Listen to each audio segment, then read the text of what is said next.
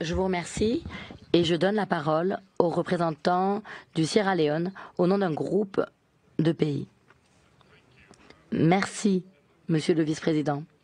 Monsieur le Haut-Commissaire, c'est un honneur pour moi de prononcer cette déclaration au nom d'un groupe de 36 États qui soutiennent la pleine souveraineté du Maroc sur ces provinces du Sahara.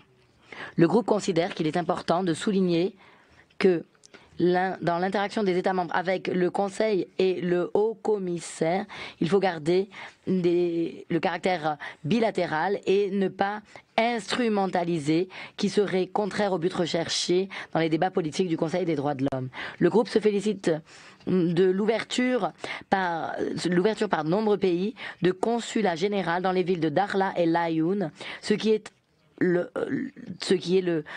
preuve du renforcement de la coopération économique et des investissements pour le bien des populations locales ainsi que pour le développement régional et continental.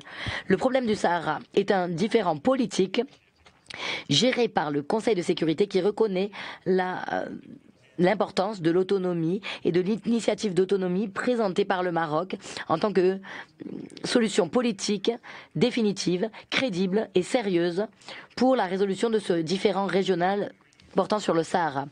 Le groupe soutient les efforts de M. Staffan de Mistura, envoyé spécial du secrétaire général des Nations Unies, pour le relancement du processus politique sur la base du format établi pendant les 2 tables rondes à Genève, conformément aux résolutions du Conseil de sécurité et tout particulièrement conformément à la dernière résolution 2602 d'octobre 2021 visant à parvenir à une solution réaliste, pragmatique, durable, basée sur le compromis à ce différend régional. La résolution de ce différend régional contribuera à atteindre les aspirations légitimes des peuples arabes et africains en termes d'intégration et de développement, qui est un objectif que le Maroc continue de poursuivre et pour lequel le Maroc fait des efforts sincères.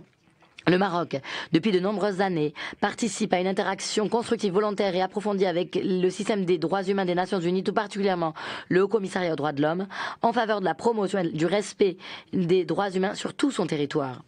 En outre, dans ses résolutions au sujet du différend du Sahara, le Conseil de sécurité s'est félicité du rôle joué par les commissions nationales et régionales des droits humains à Dakhla et à Laayoune, et s'est félicité de l'interaction entre le Maroc et les mécanismes des procédures spéciales des Nations Unies.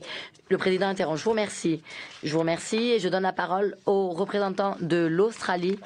Pour rester informé, je vous invite à regarder les vidéos Maroc 24 qui s'affichent sur votre écran.